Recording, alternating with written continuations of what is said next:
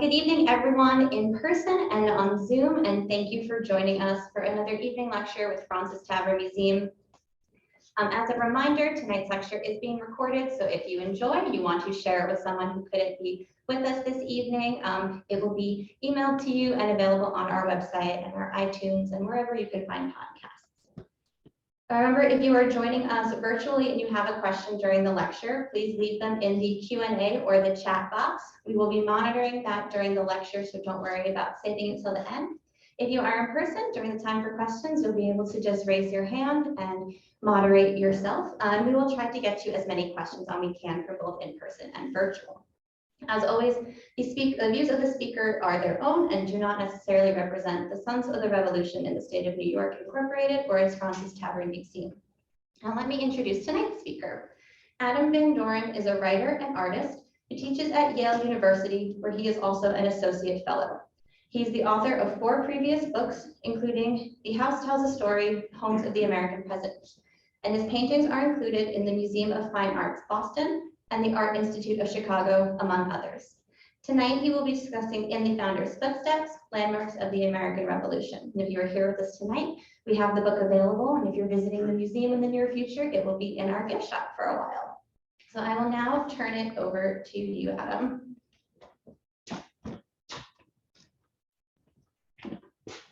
Okay, thank you very much. Can you all hear me? I'm a little taller, so how about that? All right. Well, first of all, Sarah, thank you for inviting me, and it's a great privilege to be here. I mean, what better place than to talk about the revolution? I mean, I've done a few venues, but not at the place where Washington was, even though it's a replica.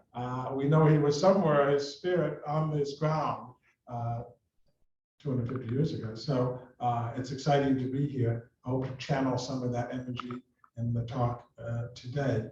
I thought I would give a brief introduction, show some of these images from the book. It's, as she said, a combination of my essays as well as paintings. So you're getting 2 for 1. And then I'm going to go through, as I said, several images from the book, just very brief one, discussion of them because it would take forever. And also want you to buy the book, so you'll read more in depth. Each essay is about 1,000 words on each of the landmarks that I've chosen. And then I'd be glad to sign some books. I will also read one excerpt from one of the chapters to give you a flavor of the text, which you can't necessarily tell from just the images.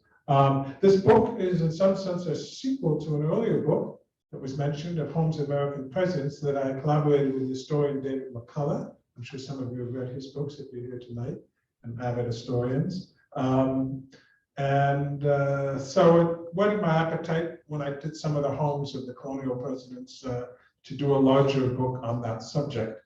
At first, I was thinking, what have I got myself into? The revolution is a huge topic, and I can understand why historians spend their entire lives because it's just there's so many facets to it and so much literature. And I almost thought maybe I made a mistake, but then I realized, you know, a lot of history isn't just about wars and politics and government. It's also about arts and culture, and I felt like I had a background that, and certainly as an artist and writer, and so I tried to, when I could, to include that in the book. It is a lot about government and wars, the revolution, of course, but there are opportunities where I could broaden that, and I felt I could come from a comfortable place as an authority. I did do a lot of research, so I think you'll find that in the book, I hope. I set aside 100 books. I spent a year reading them, and then I said, this isn't David McCullough. I'm not writing another history of revolution. I'm writing it from my personal viewpoint as well, because I visited these sites that I chose and then decided about writing about my personal experience at them.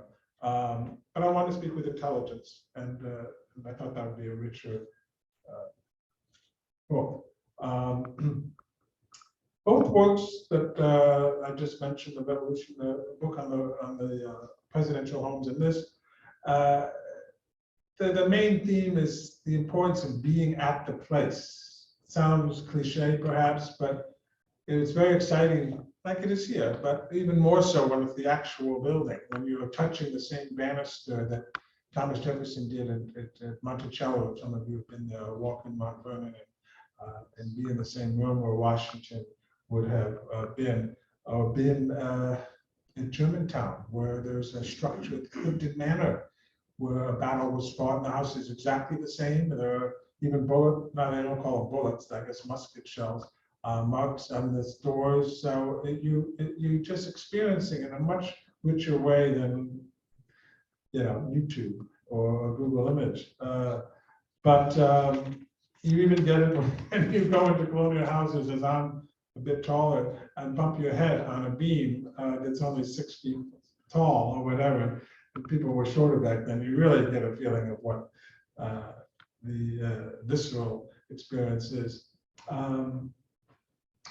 But I thought I would explain a little bit how I chose the sites. There are about 30, 32 in all. I thought I'd break it down to about half sites that maybe people are familiar with more than other, Bunker Hill, even some sites here in New York that are more well-known. And then I thought I would intersperse it with the other half of sites that people don't generally know about, even budding historians, so that both readerships might find something interesting from the book. I also interviewed people when I went to these sites, got a flavor of something that might be fresh and not just regurgitated history, to feel like I would have some living history in a way of people who are experiencing the actual sites now, not necessarily bystanders visiting, but more the rangers at some of these places, or historians or curators, so they could share their stories and their experiences. I was surprised to learn how many sites were right here in New York, and many of you know that, but the Morris Jumel Mansion, one of the oldest houses in New York, on what's known as Coogan's Bluff originally. I don't know what it's known as now, but that house you can visit. Of course, here, Fraunces Tavern, Washington apparently read the Declaration of Independence to troops in the City Hall Park area. You have remains of forts along the Hudson, and what else? You got Hamilton's house uptown, which I mentioned in the book. And that's very much intact. The ship's been moved a couple of times. Anyone here been to Hamilton's house? Okay, good. That's in the book. And also, I think people need to know, very appropriate being the aura of Washington here, that not many people think about or know that George Washington lived in Manhattan for 2 years. He lived in what was the first White House. It wasn't looking like the White House that we know today, but when he was president, he lived in New York. This was the Capitol. And he worshiped at St. Paul's Chapel. And there was a pew called Washington's Pew for many years, which I think it's still there. So that's something that I don't think many people think about. I don't know if he grabbed a taxi from time to time, but he did live here. I also was interested to really explore more, at least my own knowledge, how significant the French were in the Revolution, and how their effort to help us really was, pardon the slang, but a game changer. Without them, I read enough books, and maybe you already know this, that there was no way they were going to be successful. The money and the troops, and the Americans had no navy at all. They had one ship. John Paul Jones had one ship. I mean, that was it. And how are you going to tackle the British without that? So all that was very instrumental. Now, to be sure, the French hated the English, so they had ulterior motives. They've been fighting for 500 years, but give credit where credit is due. And that collaboration is very interesting. I touch on the book, and maybe I'll make a reference here, which is I found very interesting to learn about. I don't remember learning that much in my high school about that French connection. And I should add, though, when I say they had an ulterior motive, the exception would have been Lafayette, who was a straightforward patriot, who didn't have much ulterior motive except that he believed in freedom and independence and the American cause. And that was very genuine. And he was a very close friend of Washington's, was sort of the son he never had. I would say a couple other things before we go into the slides is the significant role of the South in the battle for independence. By sheer numbers, one could even count as many battles in the South as the North. They're not as famous or big, but there was a lot of action down there, and it was those were the turning points. The British basically got halfway through the war. I'm simplifying a little bit at the time, but they were running into a stalemate. They had gotten various things, Philadelphia back and forth, and New York. They only had the Lower Manhattan, and they were getting frustrated. They wanted this to be over quickly. And they decided to go south and take those areas. And they met with resistance, as I'm sure you would gather. I think, lastly, the thing that is so astonishing that it's still hard every time I think about it is, how did the Americans think they even had a chance in this thing? I mean, when they signed the Declaration of Independence in Philadelphia, they were fully aware. They didn't have Instagram or whatever. I don't even have Instagram. But they knew that in New York Harbor, there were 200, if not more, British warships sitting off of Staten Island, and they had none, with 40,000 men. So they were British soldiers. How could they didn't have an army. So when they say they risk their lives for all of this, or whatever the term is, I should know it offhand, pledge their lives. You realize it's true, and they had a lot to lose. These were young men. The youngest man, the average age was 43 of the founding fathers who did the Constitution, the Declaration. Jefferson was only 33 years old, and he had 10,000 acres. I think more than that, 20,000 in his vision. And they were not really affected by the Stamp Act. Big deal for them to pay a little extra, So they were really gambling on this and knew that they had a real chance to be hanged from the rafters, right? All right, well, let's go into some of these images. That's the cover. For those of you who are artistically minded, I did another version of the same picture inside the book on white paper. That's done on a cream colored paper with white gouache. This is a map that's included in the book. I'm not going to spend any time on it. It's too hard to read from there, but it shows all the sites that I visited, mostly in the 13 colony area. So it's a reference that might find useful when you read the book. This is Colonial Williamsburg. How many of you have been there? Oh, great. Yeah, that was once the capital of the colonies, and an extraordinary place. I was there with my parents and then with my children years later.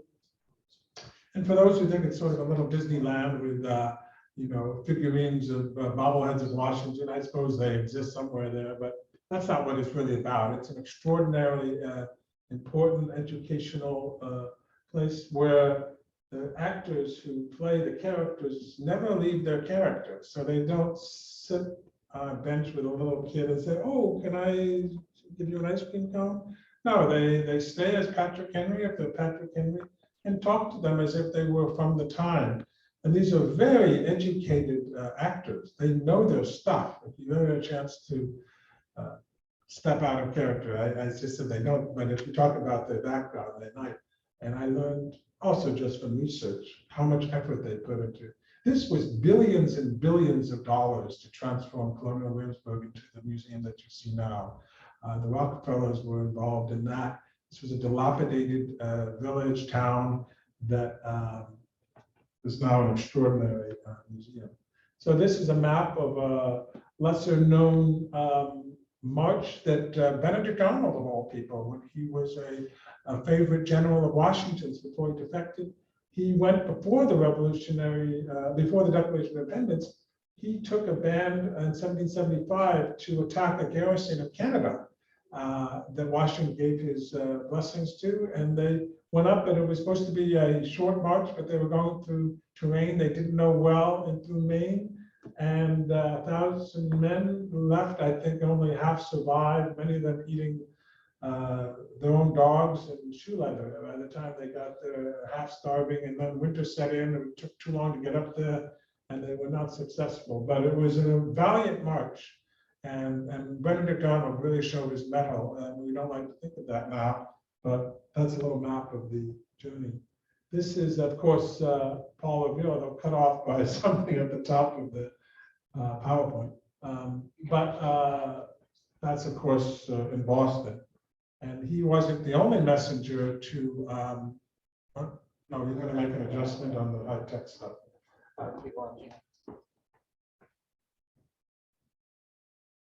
I would say that Paul Revere was not the only writer that night. There were others, including a woman, maybe more than that, a woman. But he is known for the great good graces of art, because the poet Longfellow wrote his poem about Revere many years later. And I guess Paul Revere rhymes with some words that Longfellow had. But Revere was not known much after he passed away. He would have been known probably more as a silversmith, and his stuff is very valuable to this day. But he was the theme and the center of this poem that Longfellow wrote that all, did I say Longfellow? Yeah, right. That all the kids grow up reading. So he's had a second life and a third life right now. Now I'm pressing this button, but it's not moving. So, see, this is high-tech stuff. We should have stuck with the core pen. I pressed this, it's not advancing.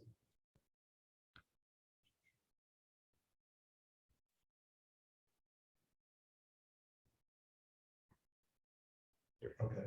So the next one, please. Okay. So this is a building that shows that's in Philadelphia, right behind Independence Hall, called Carpenter's Hall. Also not known as much, although it's surprising because it's so close to Independence Hall. But this is where the First Continental Congress actually met before they went to Independence Hall. They met on that first floor, and they closed the shutters so that the British who were wandering around always wouldn't hear their plots to take over the government. But it's an exquisite building, and it's now a museum you can visit. I love the architecture of it, and I did that painting on site. This is some of the images in the book. I thought I didn't want to just do buildings or battlefields, but I had to, of course, recreate figures from the time. Some of these were taken from paintings. I did little details from existing works, but this is from the Battle of Long Island, which is also known as the Battle of Brooklyn. This is a house that you can visit, and somebody said they're from Staten Island.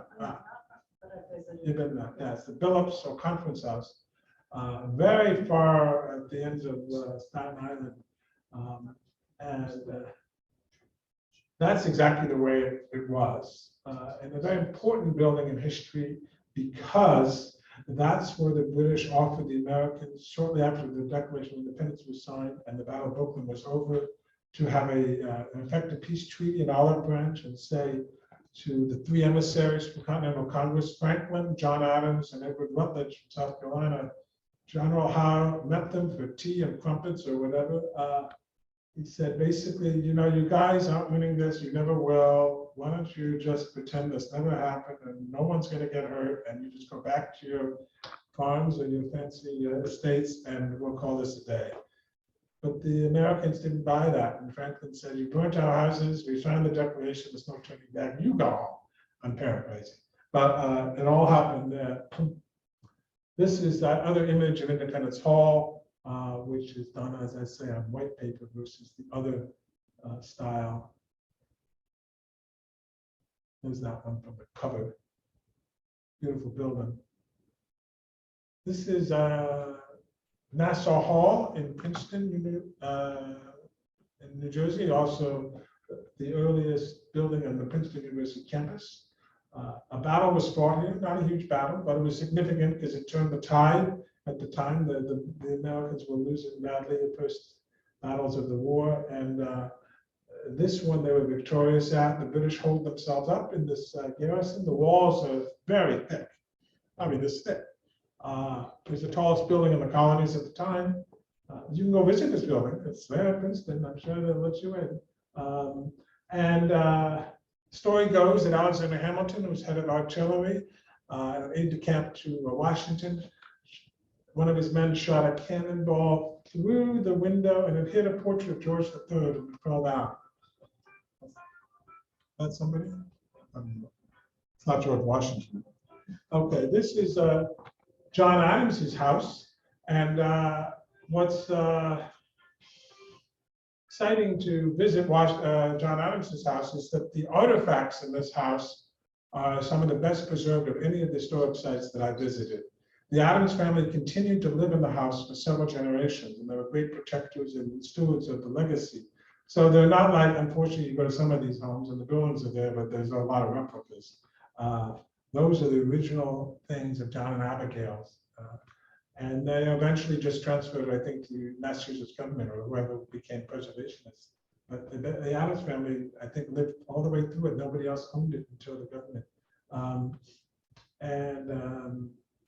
It's not on 1,000 acres anymore. It's in Quincy, Massachusetts, where it originally was, a town called Braintree at the time.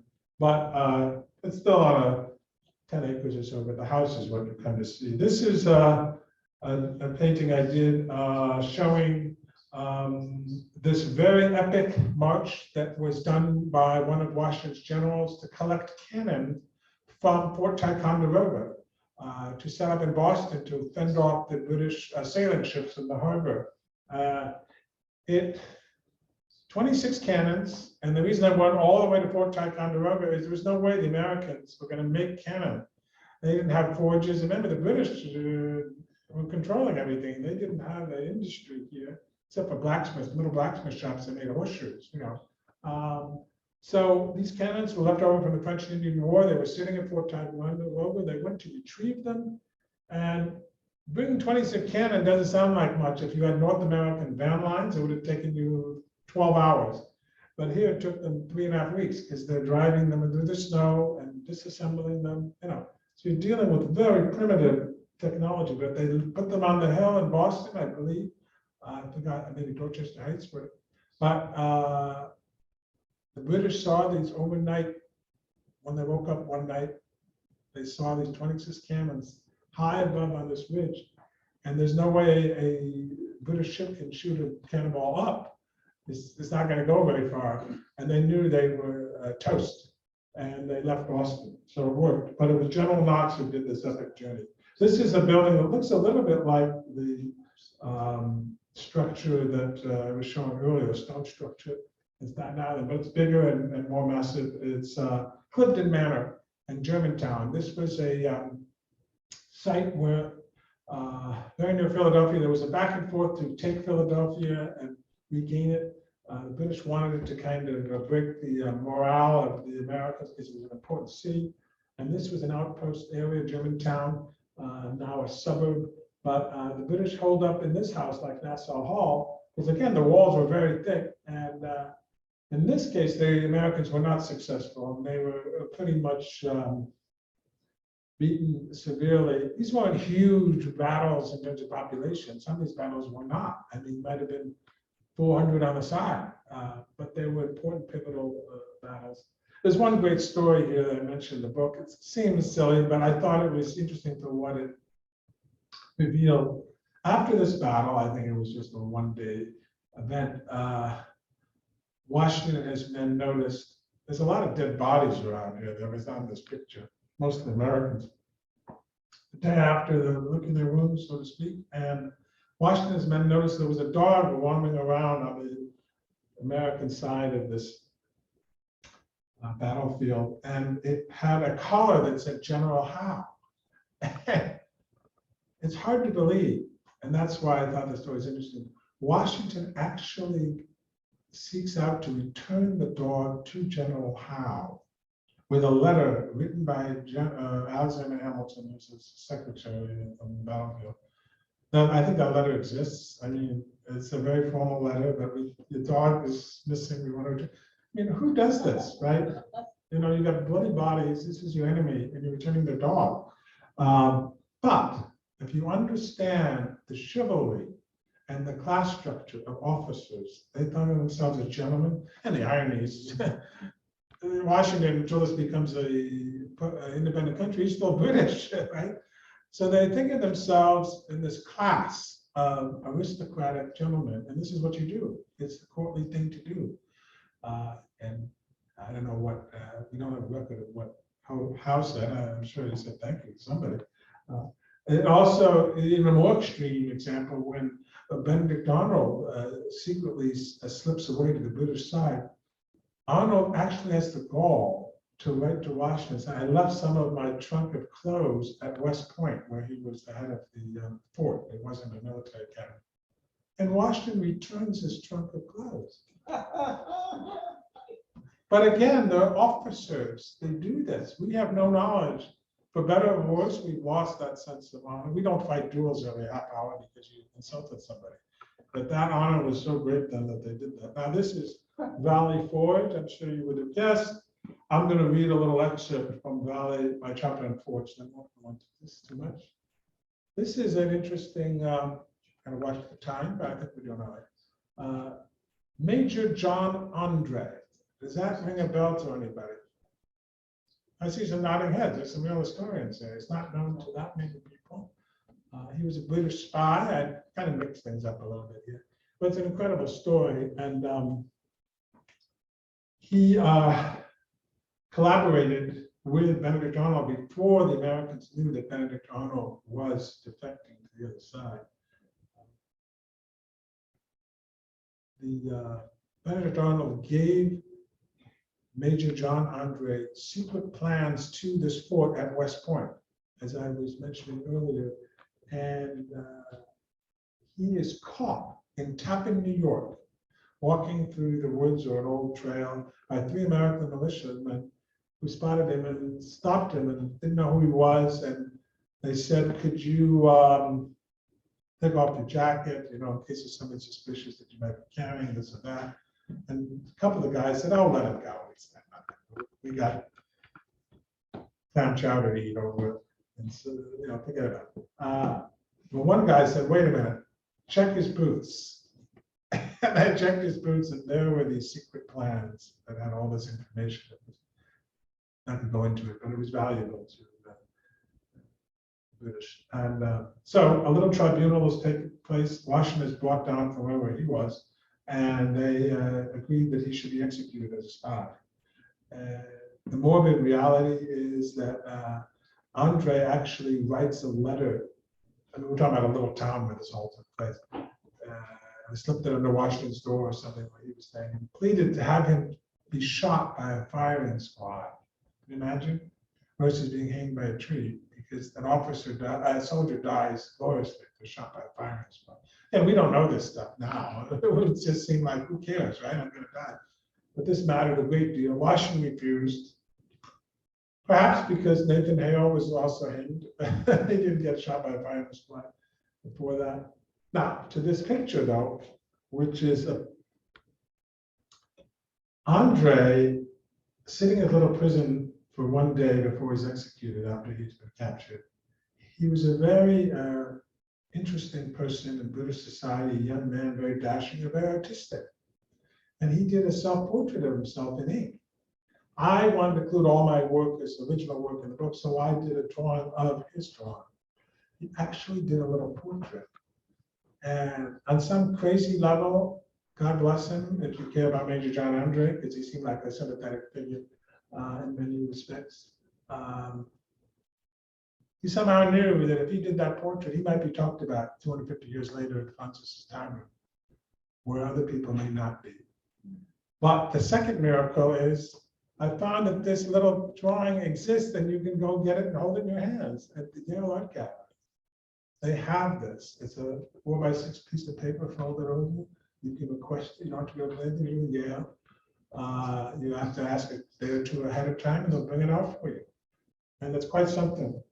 Well, last bit of the story is that he was buried in Tappan, New York. And 40 years after the revolution, George III, the King George, was still the king. And he requested that the body of Andre be brought to Westminster Abbey and exhumed. The Americans by then didn't care. So I went to London, and there was a huge grave, whatever you call, sculptural monument to Major John Andre, so he could be recognized as dying like a martyr. This is a little known story of the revolution. This is at West Point, now a military academy. But these are chains in of a remaining links of a chain that was used to string across the Hudson, if some of you know this story, to prevent the British ships from going up and down at will. And most of the links are gone. Again, this is not a huge achievement to do now to make a link of chains. But again, we're talking about very primitive technology. And these big links, each one's 100 pounds. And to put them together and, just try to imagine that this rudimentary stuff, and there's a war going on at the same time.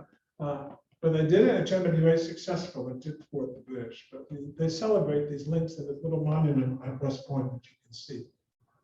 This is Benjamin Franklin's printing house, that one of the few things that exists that he would have been connected with. He had a little print shop. His house is long gone, so we don't have that kind of a thing to experience him historically. But he did have a print shop, and this was a print mechanism that I did a painting of and kind of put a figure in there that would give it a flavor of what old printing process was like. So you can go to Philadelphia and see this. This is a monument to Thomas Paine in New Rochelle, New York, of all places. Thomas Paine deserves to be a founding father, although he's born in England, I believe. But he wrote the seminal work that really fired up the Patriots. Anyone know that book? Common Sense. You go to the bonus round. Yes, Common Sense is considered the greatest publishing story in the history of the United States, in the sense that more books per capita, is that the term, per population, were sold of that book than any other book. There were like 350,000 copies sold, but the population was teeny. So equivalently, it'd be like 300 million. I don't know what the heck it would be today, but talking about a huge segment of the population read this. And those of you who read it, it's not long. He didn't say anything new. Freedom, monarchy is bad, all of those things, but he said it in a way, and this beautiful language that was accessible to the average person, not dumbing them down, but language that didn't necessarily touch on Aristotle and Locke, like Jefferson and Adams, whatever. But he does it in these famous phrases you've heard. Was it sunshine, patriot, and whatever those? Yeah. But also he, he was very truthful. He was a serious thinker and a great writer. And poetry really excelled this book to become instrumental. At the very end of his life, he died unfortunately impoverished. He was impoverished. He was a complicated figure, had a lot of tiffs with people. But the United States gave him in service to his country. They gave him a farm in New Rochelle, and in those days it was just farmland. And there's a monument there. This is the swamps of Georgia and South Carolina that I touched on because so much of the war was fought in the South. Francis Marion, if anybody knows that name, was a heroic figure, kind of a Robin Hood-like figure that fought in the woods with his band of guerrilla warfare.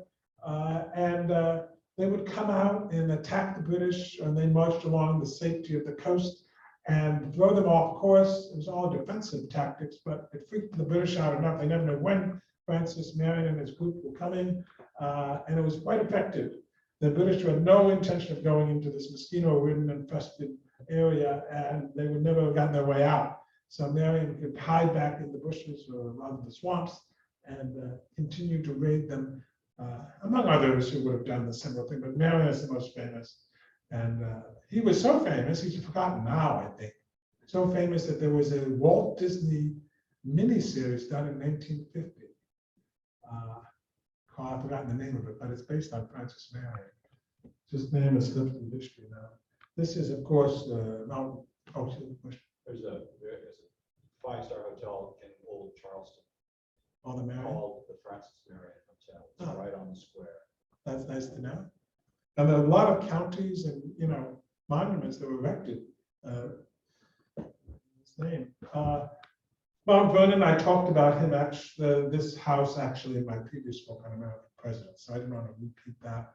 but I did focus instead on George Washington's gardens at Mount Vernon, because he was considered himself a planter above all, perhaps even more than a president. He wanted to be known as a Virginia planter, which was a great aristocratic status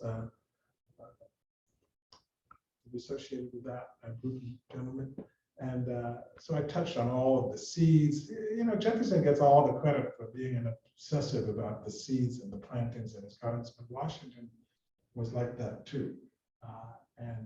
So that's my entry in this book on Vernon about that.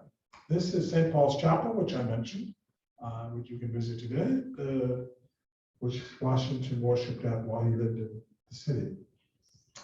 This is Lafayette. Unfortunately, these slides are been cut off by the top. I don't know why, but not to get the book. This is in Lafayette Park in Washington, D.C. Lafayette, I touched on earlier, is a huge figure, fascinating man, and a close friend of Washington. Washington was very affected by Lafayette's plea to end slavery. He didn't obviously get far enough, but Washington took him quite seriously, and they were very devoted to each other. And there's a lot of letters back and forth. And Lafayette, for his role in the Brandywine battle and at Yorktown, deserves, of course, to be a founding father, although he was French. This is, if you think it's Monticello, it's close. But Jefferson had a second home outside of Monticello that he also designed, as you probably know, he designed Monticello in a similar style. It's quite similar, but it's a smaller version. But he wanted to get away from Monticello. It's embarrassment of riches. But he became a celebrity, and people would just walk up to his door in Monticello and knock and say, "Hey, I want a," well, I can't say he wanted a selfie because that wouldn't have been popular, but they wanted some kind of access to a famous figure. And he would escape for long stretches in Poplar Forest, this house that he also designed. One of the great architects in American history, although he only designed 5 or 6 buildings. He did it as a pastime, but he revolutionized what we consider a regional architecture. He took these Greek and Roman Palladian ideas, but incorporated American materials, the brick and the trim and other touches that made them uniquely American, and he deserves the respect of architectural historians. This is a building in Wethersfield, Connecticut, outside of Hartford, which you can visit, where a famous conference took place between, I mentioned, the French allies. General Rochambeau was the great French general who collaborated with Washington. He was given orders by Louis XVI, I believe, the 15th or 16th, to collaborate with Washington and give him respect. He doesn't have 12 last names like you, being a French aristocrat, but he's the leader of the Continental Army, and vice versa. They had respect for each other, although Rochambeau spoke no English. He had to have notes written down, but nobody was there exactly. We don't know exactly what went on, but their collaboration was, at least from the actions that we have, we don't know the intrigue necessarily, but there must have been enough collaboration and respect that they could agree on the ideas that ultimately led to Yorktown. Washington was very adamant about taking back Manhattan. It was a thorn in his side that Manhattan, Lower Manhattan, was occupied by the British for 8 years, the entire war, and Washington wanted to get that back. Rochambeau said, "You really have no chance. There's no way you're going to get Manhattan." Not even with the French Navy going in there, because we can't get close enough to the island, the border is too shallow, all of this and that. So Washington gave that up and was convinced to go to Yorktown. That Rochambeau felt was the strategic location. You could get Cornwallis there and bottle him up in the Chesapeake and turn the course of the war, which happened. This is Rochambeau, a statue of him in Newport, where he was first stationed when he came over from France. He sat there with his many ships for a few months while the Americans were figuring out how to make a collaboration work. And there's this very nice statue that's been renovated, looking over the bay. This is the Battlefield of Yorktown, not as pastoral, perhaps to the soldiers back then. But you can visit that. It's a National Historic Site. This is, I think this is coming to the end. This is a building in Annapolis, Maryland, the State House, exactly the way it was when Washington went there for an important, there's probably a painting of it here somewhere, an important moment in his career in America's independence and new nation forming. He resigned his commission as officer and decided that he was going to return to his farm in Potomac, on the Potomac in Virginia.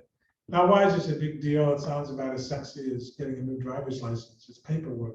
But you have to realize that Washington is certainly a demigod now in many circles of American history, right? But even then, shortly after the Revolution, he was revered with such esteem. People who wrote the Declaration wanted to actually make him king. How does that make sense? But this is the stature that he had, and he could have soaked up that power and taken it for all it's worth. But he then wanted nothing more to do with it. He'd done his service and let the country develop as it was. Of course, they asked to be president, so he can't do that. But resigning his commission was an act of humility that George III was impressed. He said, if that man resigns his commission, wow, and he doesn't want to become a king like me, he's an incredible person. He had respect for him. Cool. That's it. So what I thought I would do before I go to questions, as we move swiftly along here, I'm going to read an excerpt from the book. And then, so if you have a question, start thinking of it now. This is from the section on Valley Forge. I have a chapter on Fraunces Tavern, but hey, we're here, so you're learning about that. I didn't want to read that. If you Google George Washington at Valley Forge, chances are you'll come across a picture by Arnold Freiberg, painted in 1975. It shows Washington kneeling alone in the snow, his hands clasped in prayer. Washington was a deeply religious man, and it's possible he did in fact pray. He certainly had reason to. Some 2,000 of his men had died that winter and early spring of 1777 to 78, many from disease or starvation, and what became a horrific 6 months. On February 16, 1778, in the midst of the crisis, the general wrote to Governor Clinton of New York, for some days past, there's been little less than a famine in camp. A part of the army has been a week without any kind of flesh and rest for 3 or 4 days. Naked and starving as they are, we cannot enough admire the incomparable patience and fidelity of the soldiery.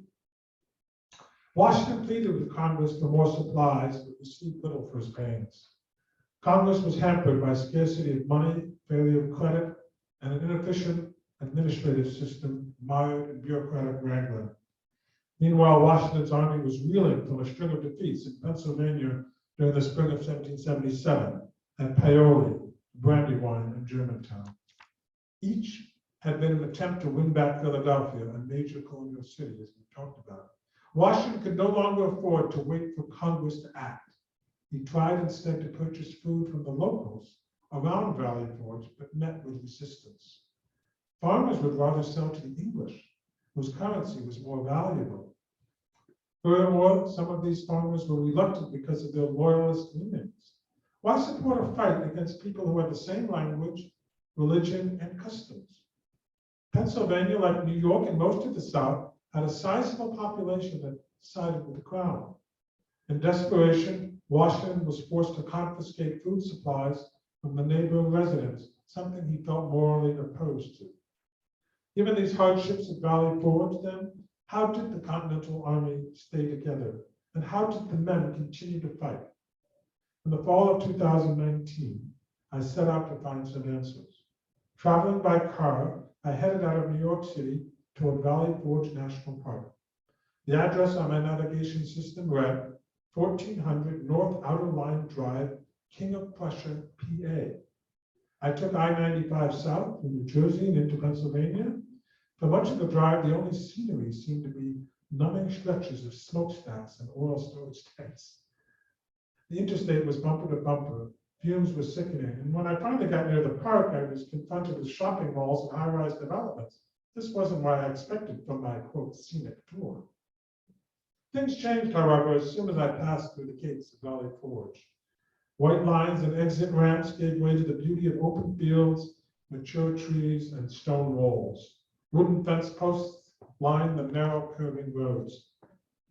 I arrived at the visitor center and made a beeline for the reception desk. I was told to contact Park Ranger Bill Trotman, who'd been assigned to give me a private tour at 3 o'clock that day. The office assistant wrote down his cell number for me, and I called him. I'm running a little late, Bill said. I was just firing muskets near one of the cabins. Perfect, I thought. I'm in the right place. Shortly thereafter, I spotted a figure in the gift shop where I'd been standing, dressed in a brown and green uniform. It was Bill, a big man with thick white hair, broad shoulders, and a husky voice. He reminded me actually of a football coach. Sorry to keep you, he said. I was changing out of my soldier's clothes. I was doing a reenactment for a school group. Let's hop in my car. It was a late November afternoon, but Bill assured me we would get in as much of the tour as possible before evening set in. We climbed into his white SUV just as it began to drizzle and wove through the park's serpentine byways. This area was originally established by Quakers in the 1740s, Bill told me. They founded the Mountjoy Forge here and formed a small industrial community. Over time, they expanded the ironworks and built mills and houses. The surrounding acreage was rich farmland for growing wheat, Indian corn, hay, and rye. Washington's quartermaster, Thomas Mifflin, scouted this area near the Chilko River and decided it was a good place to camp because it was secluded between 2 hills. Our first stop was a row of log cabins.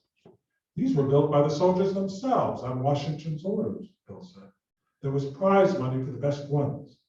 Construction began immediately upon arrival at the camp on December 19, 1777, because the troops had no barracks to sleep in and winter was setting in. The men grew up in farms in New England, so they knew how to build things. They made the chimneys out of wood because it was too labor intensive to make stone ones. Originally, there were hundreds of these cabins in long rows. We have 10 replicas on display. We entered one of the cabins. A fire was crackling in the hearth. I eyed the bunk beds and the dirt floor. The room was dark and damp. The exposed walls were caked with mud and straw to keep out the draft. There were no windows. Poor air circulation, I learned, led to stuffy, often foul-smelling spaces that were ripe for spreading disease. You can imagine how many trees were cut down for these cabins, Bill went on. They were built to house some 11,000 soldiers. There were about 12 men per cabin, each of which was about 14 by 16 in size. They also needed wood to keep the big ovens running. There were thousands of loaves of bread needed a day to feed the soldiers. Bill spoke passionately about the history of Valley Forge. The rebel army had been in dire need of basic necessities like blankets, he said, and the desertion rate was close to 20%. He talked about the meager rations, often just watery soup made from bone marrow. I hope your dinner tonight will be better. Sometimes the men borrowed fat. In 2019, Bill had been working at Valley Forge for already 27 years. I was a high school teacher for 10 years before that, he said. It takes a lot of training to be a ranger. The National Parks requires us, in addition to our history education, to be peace officers. That means instructions on using firearms, driving emergency vehicles, and arrest techniques. In between my hours here, I'm actually writing a book on Benjamin Franklin. I have a couple of chapters left. Back in the car, we continued on our tour. Our next stop was George Washington's headquarters, a fieldstone building with white trim, characteristic of the Delaware Valley. Bill pointed out the flag in front, a replica that had 13 stars, one for each of the colonies. This was one of the first flags of the new republic, he said. In front of this house, there would have been Washington's elite guards assigned to protect him, Bill said. There were about 50 of them, kind of like the Secret Service today. You needed a password before they let you in. Our final destination was a bronze statue, this one of a man in a long cloak and hat standing at the top of a stone pedestal. Baron van Steuben, Bill said. He was an unsung hero of the Revolution. He was a former officer in the Prussian War. Some question whether he was an actual baron. Regardless, He had a lot of experience in military maneuvers and drills, and had written a manual on the subject. He was hired to teach the ragtag troops how to get in shape. By the time the Americans left Valley Forge for good in June 1778, the soldiers had been transformed into a disciplined army, Bill told me. Come back again December 19th, Bill said. That's when we do a reenactment of the army entering the camp on that same date in 1777. I dress up sometimes, but not every year. I'm getting a bit old for this kind of stuff. I know my time is coming because a third grader came up to me the other day and asked if I'd actually ever met George Washington. Can you believe it? I said no, but I did know Thomas Jefferson. Thank you.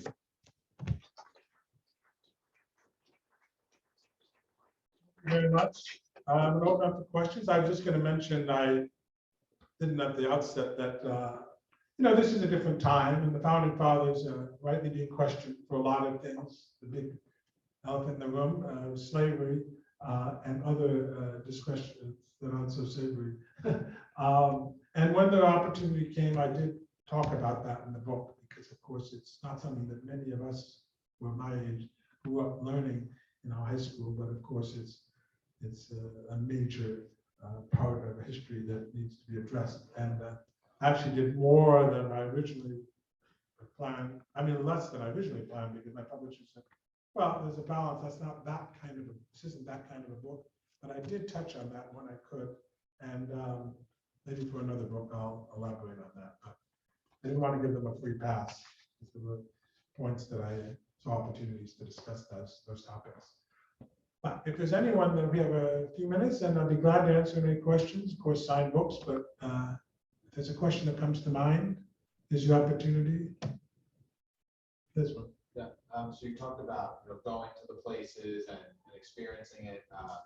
So we actually tried to go to West Point to see some of the things that are there, and found out that you cannot. Oh, that's too bad. Is that because of COVID? Because because it's a military base and we're civilians. Because I had no trouble. Maybe it was because I was doing a book, although I don't think I went into great detail. But anyway, I'm sorry to hear that. I was wondering if you had any tips for getting into places that are. Tell him you're writing a book. Tell him I told you to go there. Well, I'm sorry you had that experience. They do tours, scheduled tours. Okay. Maybe that would have to be. They put you on a bus, I think. Okay. You have to sign up. Okay, so that's the way to do it then. And maybe I was on the, whatever, I was doing a book, but it sounds like you have to plan in advance. So that's a good tip. I'll remember that in my other talks to mention to people. Some of these have a little nuances on how to see these things, but 90% of what's here, you can. I mean, Princeton doesn't require you to be a student. You can go and see that building, for instance. Another question? You have one in the back. Are there places on your to-go list For a sequel or something? or other places, or have you covered them all? You mean are these historic? Oh, you mean the ones that I wanted to do? Did I put them all in? Yeah. No. There were another at least 15 or 20 that there just wasn't enough room to do a whole big essay and another painting. I did include those in the back though, as short descriptions of sites that I think are worth visiting and exploring, but I didn't do pictures with them. But they're noted in brief, and if I could find them, that would be great. But of course, I can't find them myself, but they're in the back of the book, each about a paragraph long. And oh yeah, here's some of them. The Saratoga Battlefield, Van Cortlandt House in the Bronx, Nathaniel Greene, a great general, his house in Rhode Island, Brandywine Battlefield, the city of Savannah, Georgia, a house in Delaware that was interesting, Gilbert Stuart's homestead, great portraitist of many of the founding fathers. Those were things I wanted to include, as I say, it's not all about battles, right?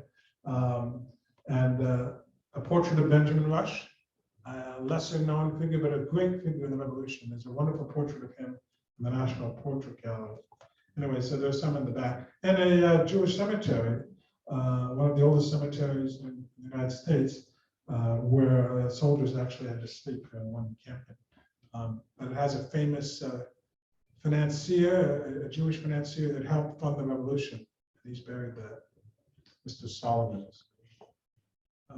But there were others, yes. I mean, there's probably 200, 300 worthy sites. It's just, and I wasn't, there's a limited budget, traveling everywhere. Go ahead, you had a question? What's your process for doing the paintings? Do you set up while you're there? Do you take a picture? Yes, when the weather's good and it's not raining and I've set up, because sometimes I've set up these appointments with rangers and stuff, so I can't turn around and say, oh, it's bad weather, so I'm not coming. So those I would have to sit and make a sketch and make mental notes. But most of the time I set out to bring my little stool and apparatus. I like to paint outdoors and plop myself down and do a picture on site. And then, if it's late in the day, I'll finish it in my studio. I like to get that initial impression down on the paint and pencil, so at least I can draw from that when I literally when I get back to doing a finished product. Thank you. You're artistic yourself? All right, so she's very shy. It's probably in the Metropolitan Museum. It's not letting us know. She's been planted here by the museum to test me out. Probably got a whole exhibit coming up. Any other questions? Was there anything that really surprised you in your research you came across that you didn't know before? Well, for lack of repeating myself, but yes, in the beginning, I really didn't realize the impact the battles in the South had. I just didn't know that. Maybe you guys are smarter than I am, but that was very interesting. This Battle of Cowpens, King Mountains, just a lot of stuff that went on. And Nathaniel Greene was assigned to the Southern campaign and used a similar strategy. It's not brain science. I mean, you're dealing with a gigantic army, the largest army that the world has ever seen, and a bunch of ragtag troops. So the same strategy, defensive tactic to just wear the British down. But that's not so easy to do, even that tactic. But Nathaniel Greene was very good at that. And the British won most of the battles in the South, but it was like they weren't decisive, and the Americans weren't giving up. So it was like a victory every time, because they were just like back in Parliament. The British had lots of colonies. They owned islands, they owned, I don't know what. I don't know if they owned India, forgive me if I'm wrong. But there was a gigantic empire. They liked the thought of having America, no doubt. But after a while, after 7 or 8 years, this was supposed to be over in a couple of weeks. One of the reasons why they put 300 ships in the New York Harbor was they thought they'd scare the, pardon my French, the crap out of the Americans. And they'd say, oh, forget it. Sorry we even brought this up. But it didn't work. And that was tended to really squelch this thing. The Battle of Long Island, they put those 30,000 troops on the Queens Boulevard. And they almost finished it there. If you know that story, there's a famous Dunkirk kind of moment where the British had really done a number, as you might imagine, with that. The Americans had 10,000, the British 30,000, a much more sophisticated warfare. And the battle was over. Americans really severely beaten. And Washington is thinking to himself, I'm equivalent of like Brooklyn Heights. He's sitting there with his men, and that night, and he could have called it quits right there. And that's what the British expected. And maybe you can second guess forever. But the British stayed on their side of the camp, and Washington stayed on his side that night. And I'm sure the British thought in the morning they'll sign capitulation papers, and this will be over, and we'll do this like gentlemen, because they really want them. But Washington decided no, he wasn't going to give up. And in the middle of the night, he rounded up all these rowboats from the local farmers and crossed the East River and lived another day. There's a whole story about this that's in the book. I don't want to do too much detail. But the British woke up and one probably, I'm imagining all of this, but like, hey, over there, there's got a paper you can sign, surrender it, and they're gone. They had left somebody to make fires, so it looked like they were still there. But they said, wait, there's 50 men here. Where did they go? Forgotten why I was telling you all this. You asked, what was What was the most surprising thing? Yeah, right. So those were stories that I found fascinating. Yeah, and there is a house called the Old Stone House, which is replica, but it still exists. Anyone been to that? Okay. Forgive me, your name again? Amy. Now this is, I spoke to her, I met her. This wasn't like a magic trick, and I planted her. She came and she knows as much about this as I do. An avid reader. Okay, not quite. But she's a very avid reader, and so I'm not surprised. Then, was there another question? Yes, you have one. You have 7 comments, raised hands. Oh, my goodness.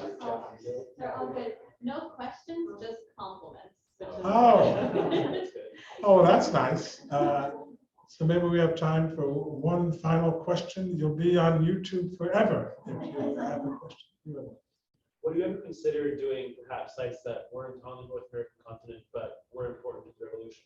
For example, Trincomalee in India. I mean, like there are like lots of places that were, you know, battles that are technically part of the American Revolution, but maybe were fought by the French and the British, or maybe weren't. Well, if I had thought of that, I would certainly have been open to that. I mean, the book's done now, but the only one I mentioned was Westminster Abbey because Major Andre was,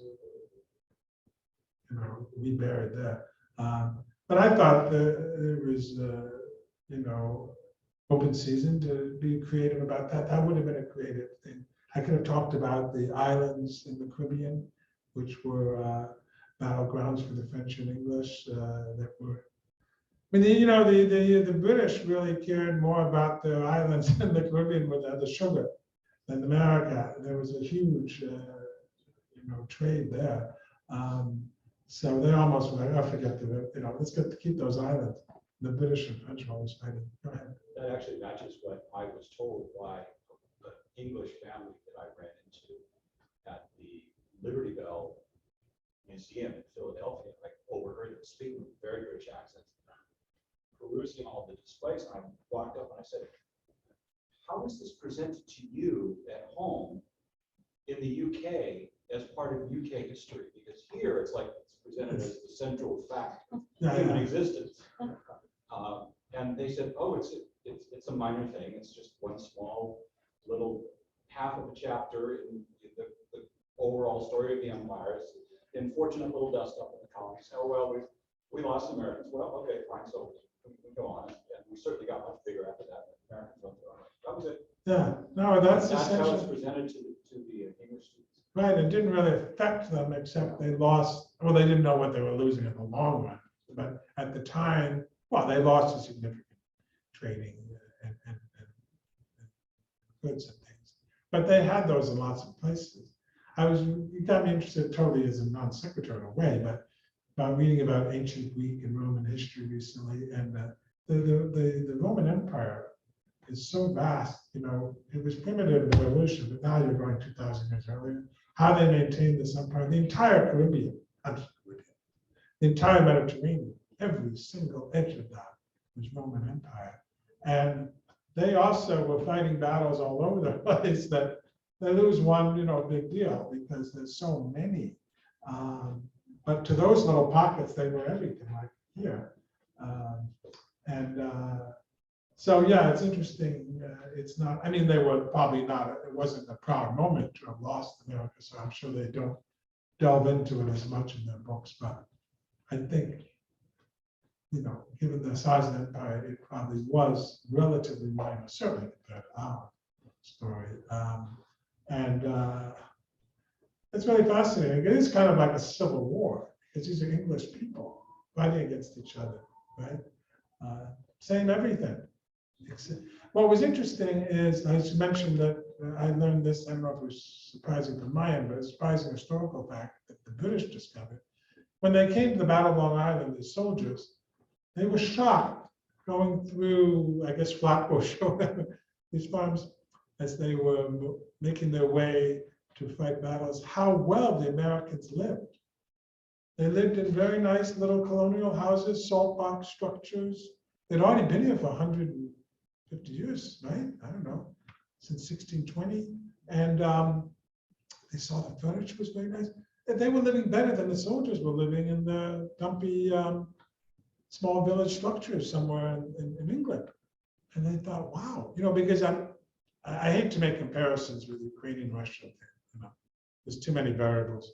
But I think, you know, they had a conception that we're dealing with like primitive types. I'm sure in many of the soldiers, there are also 17, you know, many of these big soldiers, but I'm sure they thought they were coming to a very primitive place.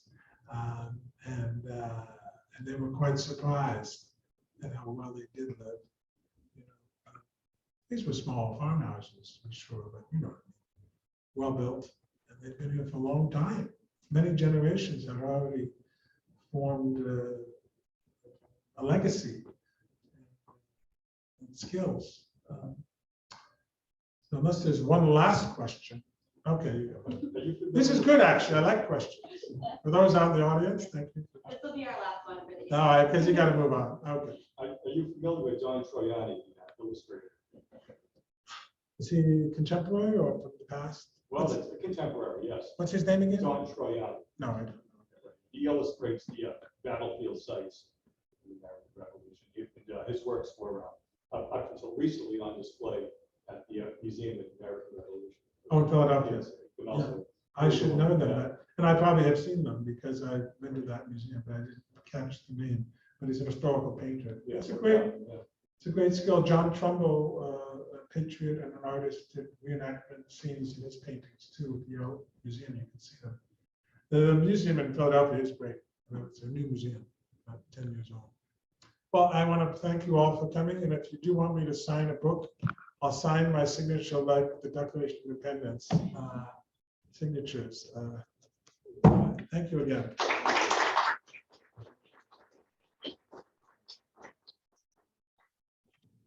Thank you, Adam, for that wonderful talk. And as you said, if you're here tonight and you would like the book, it will be here. If you are visiting the museum in the near future, check it out in our gift shop, amongst other things. Thank you to those of you who have donated to the museum. You help us keep our mission of sharing the American Revolutionary era alive. If you would like to check in on our upcoming programs, you can join our mailing list at frauncestavernmuseum.org. Our next lecture is on December 8th, and important to note, it is virtual only. We will not be having an in-person lecture in December, only online. But we hope to see you on the Zoom and here at the museum in person another day. Thank you.